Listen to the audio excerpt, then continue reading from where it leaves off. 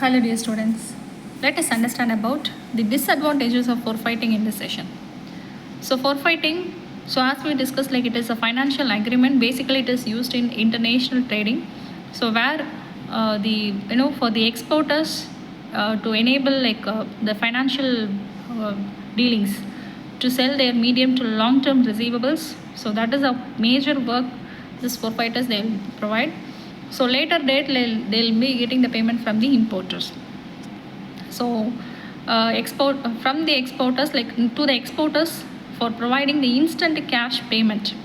That is a major benefit that they'll do. And this financial mechanism is done only on the international commerce. So where there are several risks involved in this forfeiting. That is, if at all the buyer is not making their payment on the due date. So disadvantages, first let us discuss first one is limited applicability. So since it is appropriate only for medium to long term commercial transactions, that too we are taking this as a debt instrument. There are several debt instruments such as bills of exchange is there, promissory notes are there. So promissory note, even bills of exchange, so all certain things like not making the payment immediate, but on later date, this so and so date that will be making the payment to you.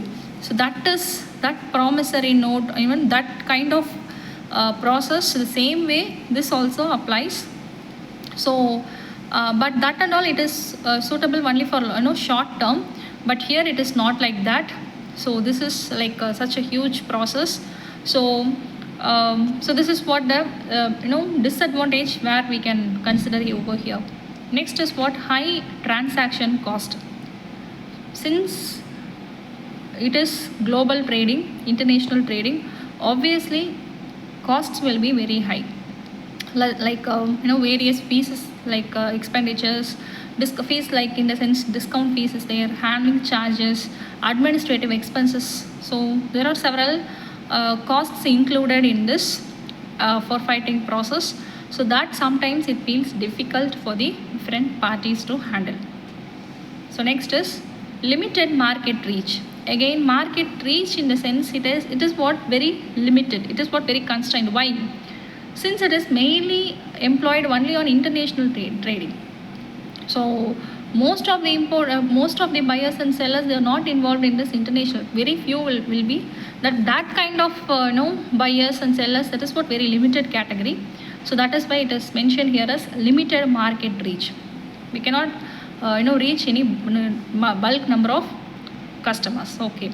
So transaction happens only between importers and exporters of different countries. So that is what the difficulty. And next is strict documentation requirements. That is the next limitations. So where so many documentations related to this forfeiting process, since it deals with international trade. So since the entire process it is going to it is going to deal with international, so with different countries, definitely documentations should be well prepared. And next is what including voices, invoices, bills of exchanges, and even there are so many legal instruments. So obviously for all these processes, that is documentations to prepare all these things, definitely it requires more time and definitely should have some legal related knowledge. And next is limited flexibility. Since only export receivables are forfeited, that is a condition, that is the actual concept or meaning of this forfeiting process. So that is why we can say this is limited. The exporter's debt management options is also very much limited. So forfeiting, basically it is a complete transfer of rights and liabilities. It is not like factoring. It is completely different. So in this scenario, exporter keeps control over the receivables. So that is the you cannot handle anything in more flexible way. There are some restrictions. So flexibility is strictly restricted. That is the point. And next is impact on customer relations. Yes, customer relations.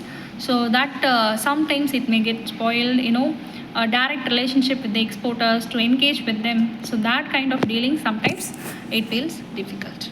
Thank you all.